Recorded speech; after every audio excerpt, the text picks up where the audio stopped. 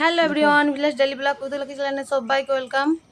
প্রচণ্ড গরম পড়েছে আর গরমে তো সব কিছু ফল পেকে যাচ্ছে। তার মধ্যে এখন কাঁঠালটা বাকি রয়েছে, তবে এখন পেকে গেছে আম। আর সেই নিয়ে চলে এসেছে আজকে মিল্কশেক করতে। ম্যাঙ্গো মিল্কশেক করার জন্য প্রথম থেকে গাছের থেকে পাকা পাকা আম নিয়ে এসেছি, আর সেই আমগুলোকে ভালো করে আমের শাঁসটা বের করে নিয়েছি। এরপর একটা মিক্সারের মধ্যে আমি দিয়ে দিচ্ছি প্রথমে আম, দুধ আর চিনিটা দিয়ে দিচ্ছি। আমার পরিমাণ মতো নিয়েছি, নিয়ে এবার আমি মিক্সিতে এটা ভালো করে একদম গ্রাইন্ডিং করব।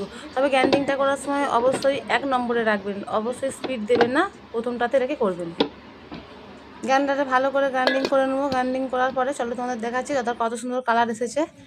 এখানে একটা গ্লাস নিয়ে নিলাম, এবার এর মধ্যে দিয়ে দেবো সমস্ত জুসটা। দেখো কত সুন্দর ফ্লেভার এসছে।